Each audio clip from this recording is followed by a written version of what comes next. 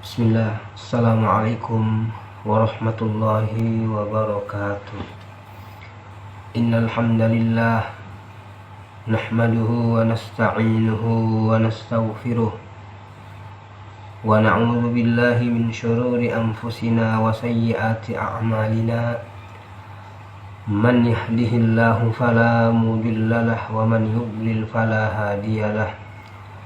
Asyhadu an la ilaha illallah wahdahu la syarika lah wa asyhadu anna Muhammadan abduhu wa rasuluh. Ya ayyuhalladzina amanu taqullaha haqqa tuqatih wa la tamutunna illa wa antum muslimun. Amma ba'd. Fa inna asdaqal hadithi kitabullah wa khairal hadi Muhammadin sallallahu alaihi wasallam wa syarrul umuri muhdatsatuha fa inna kulla muhdatsatin bid'ah wa kulla bid'atin dhalalah wa kulla dhalalatin finnar. Ma'asyiral muslimin wal muslimat rahimani wa rahimakumullah. Kita lanjutkan pelajaran kita di dalam mengkaji dan membaca risalah Al-Fiqhul Muyassar lil Mar'atil Muslimah yang ditulis oleh Syekh Dr. Mahmud Al-Misri hafizahullah ta'ala. Jamaah sekalian, pembahasan kita pada kesempatan kali ini adalah berkaitan tentang masalah sholat witir. Kita sudah sebutkan sebelumnya bahwa sebagian ulama berpendapat bahwa sholat witir adalah bagian daripada qiyamul lail, ya, karena memang dikerjakan pada malam hari. Dan ulama yang lain berpendapat bahwa sholat witir ini adalah sholat sendiri dan bukan termasuk dari qiyamul lail. Nah, berkaitan tentang masalah hukumnya jamaah sekalian, bahwa para ulama juga memiliki beberapa pandangan. Ya, setidaknya ada dua pendapat dari kalangan para ulama berkenaan tentang masalah hukum sholat witir. Di antara mereka ada yang mengatakan hukumnya wajib. Di antara mereka ada yang mengatakan bahwasanya hukumnya wajib, dan ini pendapat yang diusung oleh Al-Imam Abu Hanifah dan ulama yang mengikuti pendapat beliau.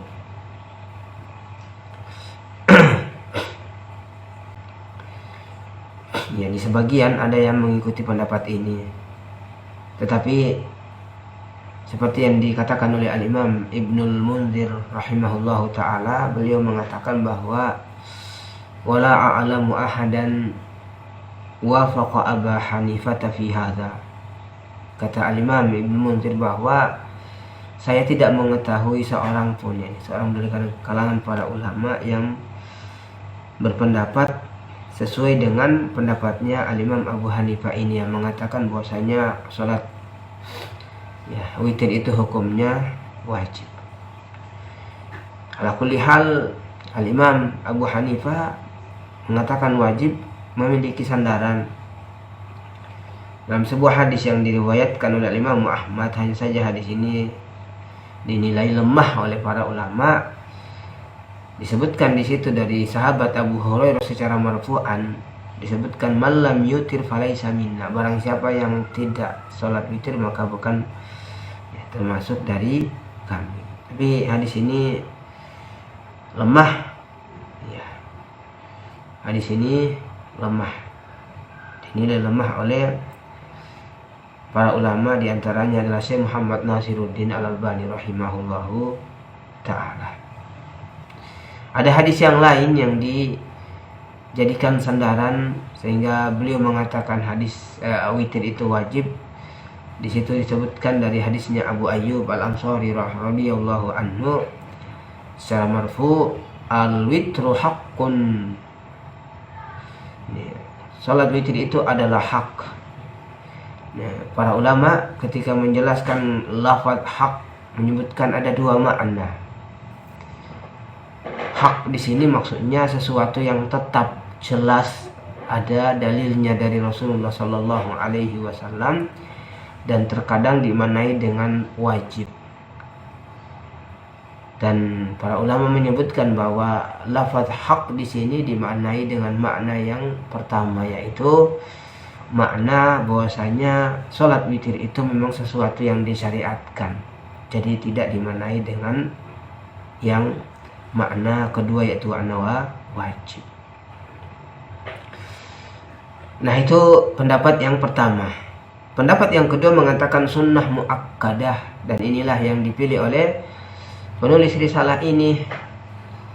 Beliau mengatakan bahwasanya sholatul witri sunnatun muakkadah fi kulli lailah. Sholat witir itu adalah sunnah muakkadah, yakni sunnah yang ditekankan pada setiap malam.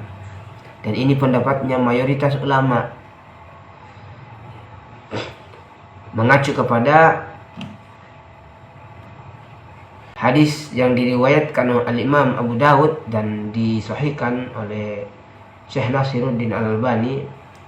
Rasulullah Sallallahu Alaihi Wasallam, atau dari sahabat Ali radhiyallahu anhu, beliau mengatakan innal witra laisa bihatmin wala ka salatikumul maktubah, walakin Rasulullah Sallallahu Alaihi Wasallam autar faqal ya ahlal Quran autiru fa innallaha witrun yuhibbul witr. Kata Ali radhiyallahu anhu, sesungguhnya sholat witir itu tidak wajib dan tidak seperti sholat kalian yang wajib. Akan tetapi Rasulullah Sallallahu Alaihi Wasallam sholat witir, dan beliau bersabda, wahai para pembaca Al-Quran, wahai para ahli Al-Quran, sholat witirlah, karena sesungguhnya Allah Subhanahu wa Ta'ala itu witir, yakni ganjil, dan Allah menyenangi yang ganjil. Nah, ini adalah merupakan sandaran pendapat ulama yang mengatakan bahwasanya hukum sholat witir itu adalah sunnah muakkadah. Dan ini sekali lagi pendapatnya mayoritas ulama. Adapun yang mengatakan wajib, maka sebagaimana dikatakan oleh Al-Imam Ibnu Munzir tadi, bahwa ini adalah merupakan salah satu pendapatnya Al-Imam Abu Hanifah secara menyendiri, dan beliau mengatakan saya tidak mengetahui seorang pun ya yang mengikuti atau yang sepakat dengan pendapatnya Al-Imam Abu Hanifah ini. Wallahu a'lam. Nah, mengenai tentang masalah waktu sholat witir jamaah sekalian, bahwa pada asalnya sholat witir boleh dikerjakan di kapan saja pada malam hari, setelah sholat isya tentunya, sampai kemudian masuk waktu subuh, maka itu adalah akhir daripada sholat witir. Jadi orang mau sholat witir langsung setelah isya boleh, atau nunggu tengah malam boleh, atau nunggu sepertiga malam yang terakhir boleh, dan ini yang lebih utama. Dan ini yang lebih utama. Dalam sebuah hadis disebutkan bahwa Rasulullah Sallallahu Alaihi Wasallam bersabda, innallaha qad amaddakum bi sholatin hiya khairul lakum min humurin na'am. Sesungguhnya Allah Subhanahu wa Ta'ala telah membentangkan ini sholat yang itu lebih baik daripada unta merah. Wahiyal witru, yaitu sholat witir. fasalluha fi ma bainal isya'i ila tulu'il fajr. Maka sholat witirlah pada waktu antara sholat isya dan terbitnya fajar. Jadi menunjukkan bahwa waktu sholat isya ini, waktu sholat witir ini mulai dari setelah sholat isya sampai terbitnya fajar shodiq, yakni sampai datangnya waktu subuh, maka boleh. Bahkan di hadis yang lain disebutkan bahwa hadisnya Aisyah radhiyallahu anha, beliau menceritakan min kullil laili qad autara Rasulullah sallallahu alaihi wasallam min awwalil laili wa awsatihi wa akhirihi fantaha witruhu ila sahar. Hadis diriwayatkan oleh Al-Imam Al-Bukhari dan Al-Imam Muslim. Beliau sallallahu alaihi wasallam bersabda, di setiap malam Rasulullah sallallahu alaihi wasallam sungguh telah sholat witir. Pada awal malam, pada pertengahan malam, dan pada akhir malam. Dan selesai witir beliau sampai waktu sahur. Ya, sampai waktu sahur. Maka ini adalah ketetapan atau petunjuk Rasulullah Sallallahu Alaihi Wasallam mengenai tentang masalah waktu sholat witir. Ya.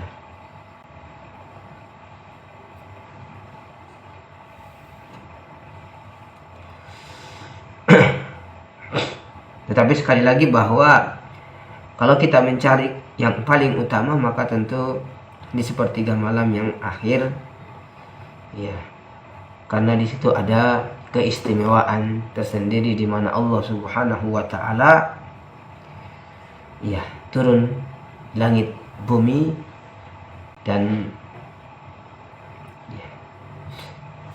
mengatakan kepada hamba-hambanya, siapa yang minta ampun maka aku ampuni, siapa yang minta kepada aku berikan, dan seterusnya. Nah, maka ini adalah mengenai masalah waktu pelaksanaan sholat witir. Kecuali bagi misalnya orang-orang yang memang punya kekhawatiran, kalau dia tidur dia biasanya nyenyak dan tidak bangun-bangun kalau tidak dibangunkan. Maka keadaan orang yang seperti ini tentu kita katakan lebih utama bagi dia langsung sholat witir ketika dia sebelum tidur. Oleh karena itulah dalam sebuah riwayat dari sahabat Jabir bin Abdullah radhiyallahu anhu, Nabi sallallahu alaihi wasallam bersabda, ayyukum khafa alla yakuma min akhiril laili falyutir thumma liyarqud. Siapa saja di antara kalian yang khawatir untuk tidak bisa bangun di akhir malam, maka hendaklah dia sholat witir kemudian dia tidur. Waman wasiqa biqiyamin min akhiril laili falyutir min akhirih. Barang siapa yang percaya atau yakin untuk bisa melaksanakannya pada akhir malam, maka hendaklah dia melaksanakannya pada sholat witir pada akhir malam. Kenapa? Kata beliau, fa inna qira'ata akhiril laili mahduratun wa dzalika afdol. Karena membaca Al-Quran pada akhir malam ini mahdurah, yakni dihadiri oleh para malaikat. Ini disaksikan oleh para malaikat, dan kata beliau wa dzalika afdol, dan itu yang lebih utama. Di hadis ini menjadi nas, menunjukkan bahwa waktu sepertiga malam yang terakhir ini adalah waktu yang lebih utama, lebih afdol dari yang lainnya di dalam melaksanakan atau pelaksanaan sholat witir. Nah, tadi bagi orang-orang yang khawatir tidak mampu, maka tentu keadaannya berbeda. Yang utama bagi dia adalah dia kerjakan sebelum dia tidur daripada dia ketiduran dan dia tidak mampu untuk bangun. Oleh karena itu, hal ini juga terjadi di kalangan para sahabat. Rasulullah Shallallahu Alaihi Wasallam pernah bertanya kepada Abu Bakar radhiyallahu an, mata tutir, kapan kamu sholat witir wahai Abu Bakar? Kata Abu Bakar, utiru qabla an anam, aku sholat witir sebelum saya tidur. Kemudian beliau bertanya kepada sahabat yang lain, yakni Umar. Kata beliau kepada Umar, mata tutir, kamu kapan witirnya? Kata Umar, anamu summa utir, saya tidur dulu kemudian saya sholat witir. Dan mendengarkan penuturan kedua sahabatnya ini, Rasulullah Shallallahu Alaihi Wasallam tidak mengingkarinya, ya. Tetapi beliau paham bahwa seperti inilah keadaan manusia, berbeda-beda. Maka beliau mengatakan kepada Abu Bakar, akhadta bil hazmi au bil wathiqah. Dan kepada Umar beliau mengatakan akhadta bil quwwah. Ini kata Rasulullah Shallallahu Alaihi Wasallam kepada Abu Bakar, kamu telah memilih sesuatu yang hati-hati. Kepada Umar beliau mengatakan, kamu telah memilih sesuatu yang itu sesuatu yang kuat, ya, di mana Umar radhiyallahu an merasa bahwa dia mampu untuk bangun, dia yakin bisa bangun, maka dia memilih waktu setelah dia bangun tidur baru dia sholat witir. Aku lihat kembali kepada keadaan kita masing-masing, mana yang lebih maslahat bagi kita. Ya. Tadi bagi orang-orang yang memang yakin tidak akan bangun, maka baginya lebih utama dia sholat witir sebelum dia tidur. Nah, terkait tentang masalah rakaat sholat witir jamaah sekalian, maka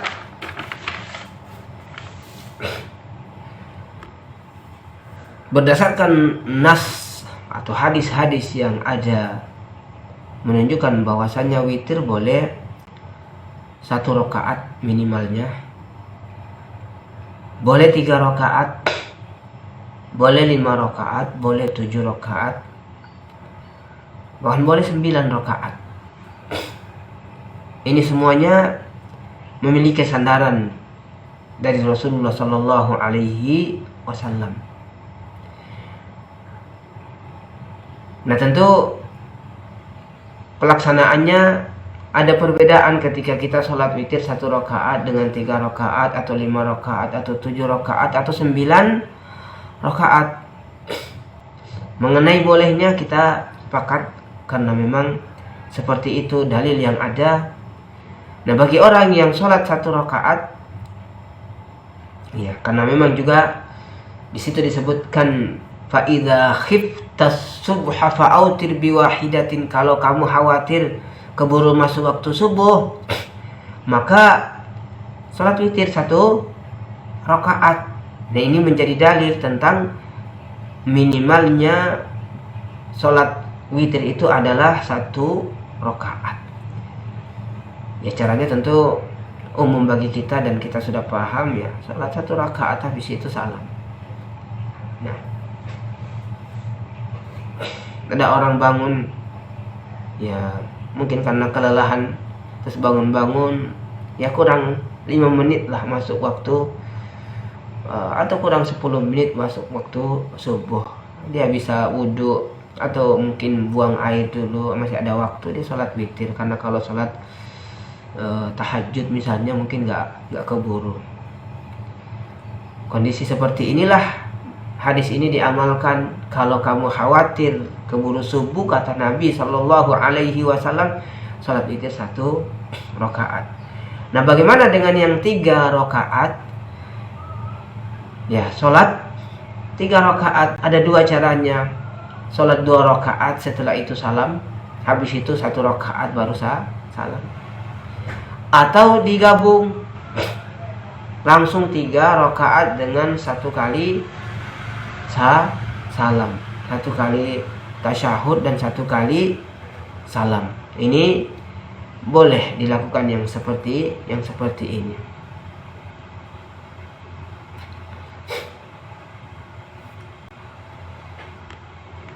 Nah, bagaimana dengan yang 5 rakaat?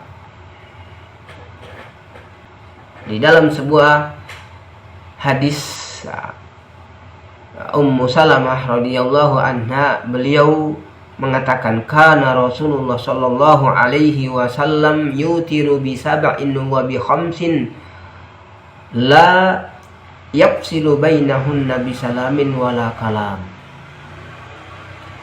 Rasulullah sallallahu alaihi wasallam biasa salat witir dengan 7 rakaat, dengan 5 rakaat, dan beliau tidak memisahkan antara rakaat-rakaat tersebut dengan salam dan dengan perkataan. Artinya bahwa sholat beliau langsung 7 rakaat langsung, 5 rakaat langsung. Di rakaat terakhir itulah baru kemudian beliau tasyahud dan beliau salam. Nah, ini berdasarkan hadisnya Ummu Salamah. Ya. Di riwayat yang lain disebutkan, ini kalau 5 rakaat seperti itu, jadi 5 rakaat langsung. Di rakaat yang kelima baru kemudian tasyahud dan salam. Di riwayat yang lain disebutkan bahwa 7 rakaat itu juga boleh dengan 2 tasyahud,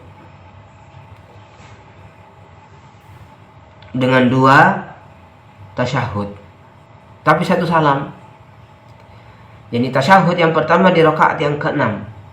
Setelah itu bangkit untuk menuju ke rakaat yang ke-7, kemudian tasyahud dan salam. Jadi 2 tasyahud, 1 salam.